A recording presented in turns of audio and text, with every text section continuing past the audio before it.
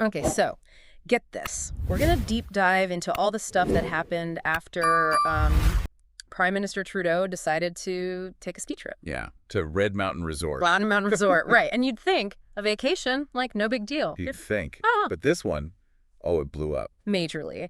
So we're looking at, we got an article from the National Post, and they lay out what went down and how people reacted. And we also are going to be looking at, this is interesting, we're going to be looking at a Reddit thread from Canada, so like real people talking about this. You could get a feel for, how it played out in the media versus like what everyday Canadians are saying. Totally. So first things first, Trudeau's on vacation. He picks Ready Mountain. Right.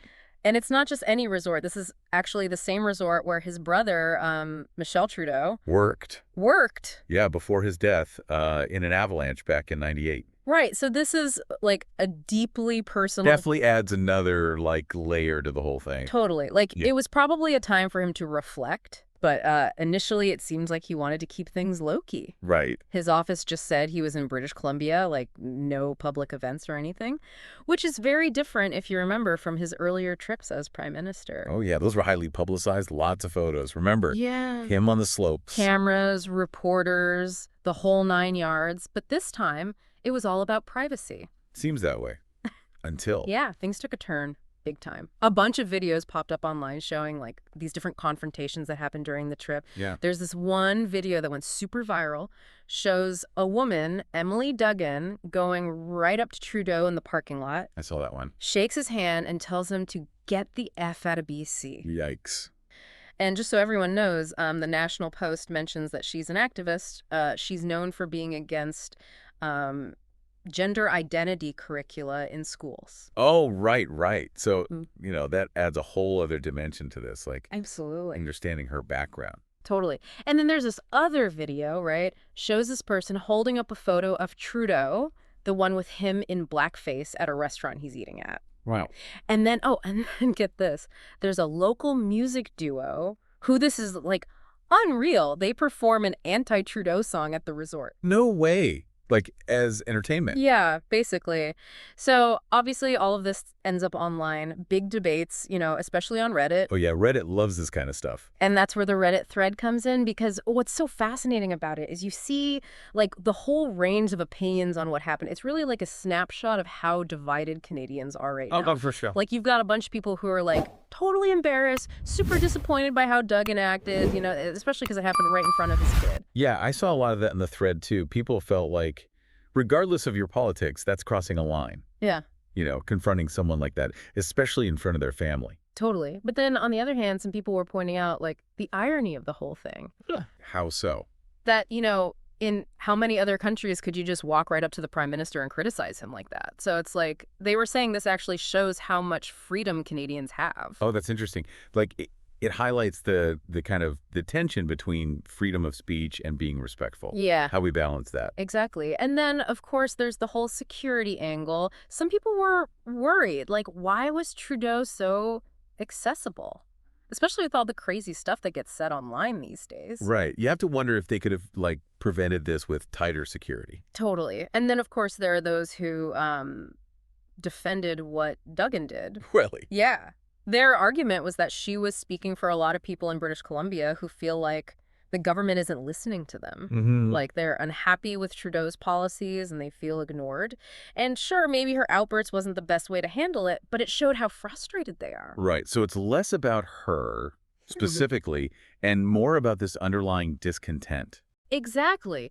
And some people went even further, saying this whole thing is a symptom of a bigger problem. Oh. That, like, we're losing civility in how we talk about politics. That people are becoming more aggressive, more hostile, not just in politics, but, like, in society in general. Whoa. So, like, this one incident becomes a reflection of something way bigger. Exactly. And to really understand this whole thing, we've got to look at the bigger picture. Okay, yeah, zoom out a bit. Because, this isn't happening in a vacuum. Trudeau's vacation comes at a time when, like, his approval ratings are in the toilet. Yeah, I heard about that. A bunch of Liberal MPs have actually called for him to resign. And get this, the riding where Red Mountain is, it hasn't had a Liberal representative in, like, forever. Whoa, right. Yeah.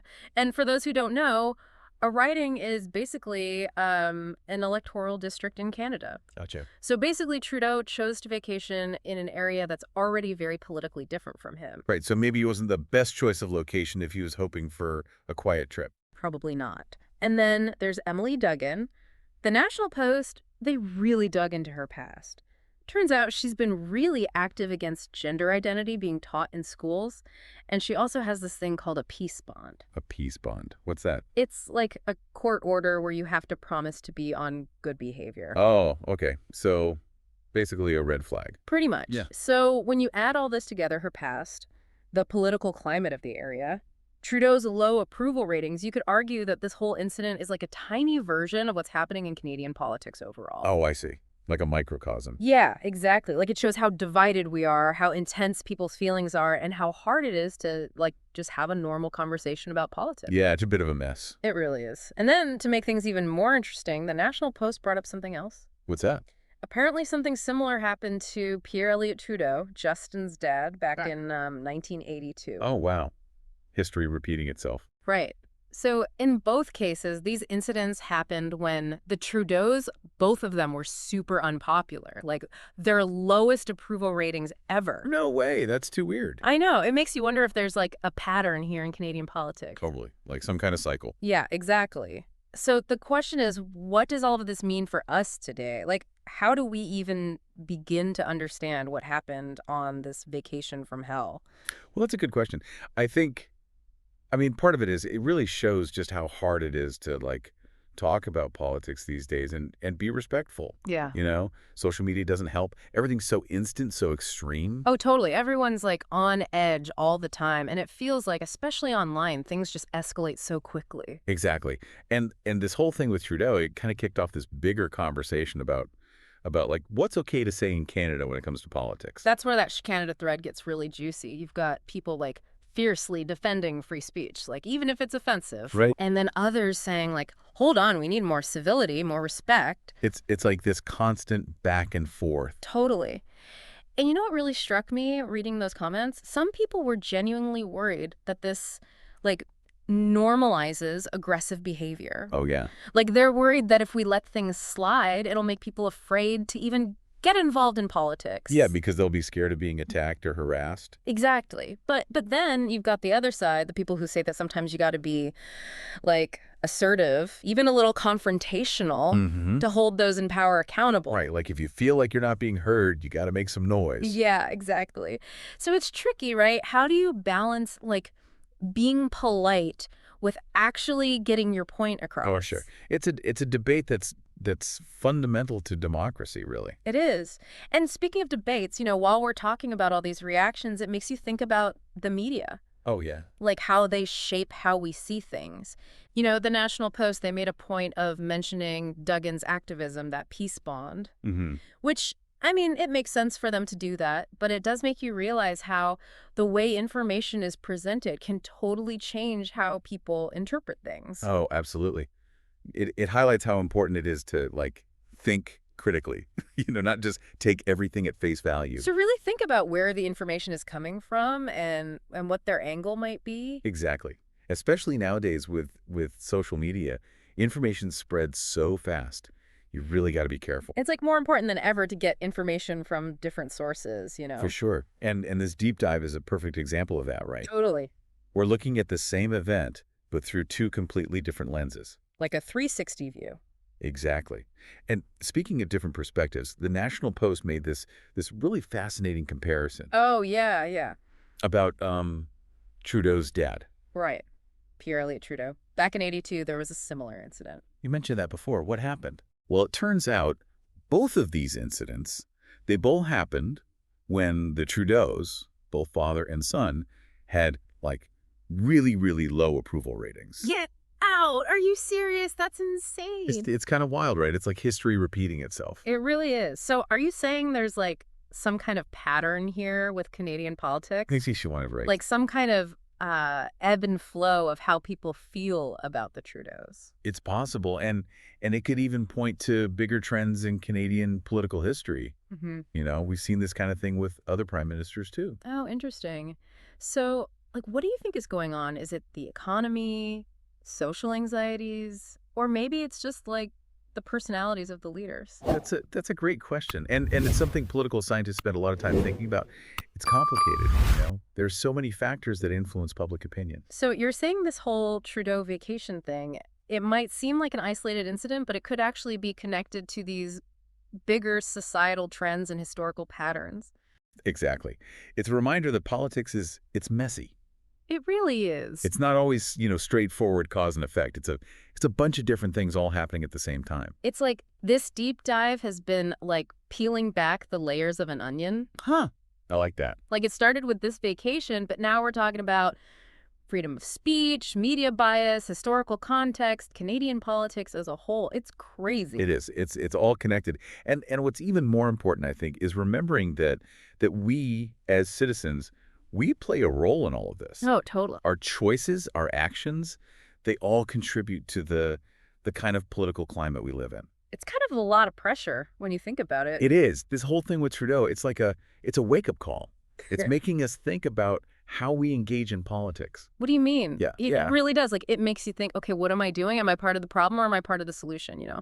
Right. It's like easy to get caught up in the drama of it all Yeah. and forget that, there are real people at the center of this. And like we were saying, Trudeau has kind of become this symbol. He represents all these bigger anxieties that people have. It's not even just about him anymore. Yeah, it's like he's a lightning rod for all the stuff that's going wrong. And let's be real, Canada's got its fair share of problems right now. Oh yeah, for sure. We've got the economy, climate change, political divisions. Like it's a lot.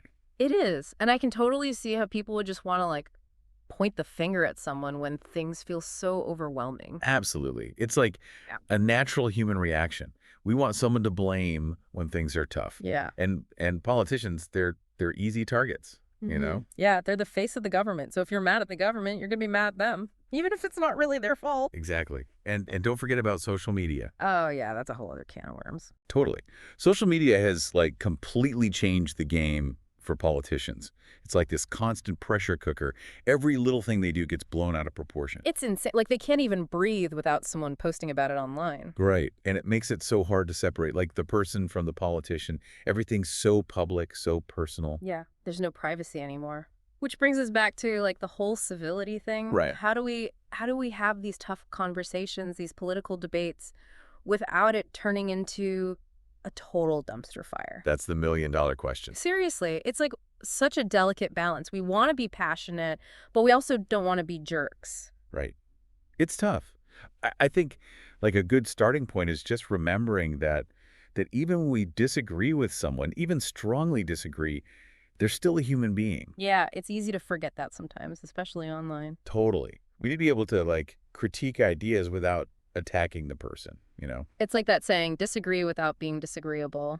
Exactly. It takes empathy, it takes listening, and it takes a willingness to like actually try to understand where the other person is coming from. It sounds so simple, but it's so hard to do in practice, especially when you feel really strongly about something. Oh yeah, for sure. It's a constant challenge. It really is. Well, I think this Trudeau vacation deep dive has given us all a lot to chew on. It has. It's really exposed some of the cracks in our political system, and the challenges we're facing when it comes to like just talking to each other about important stuff. But it's also like a chance to learn from this, to do better, to think about our own role in all of this. Totally. So as we wrap things up here, we want to leave you with this thought. Okay. Think about how you talk about politics, both online and in person.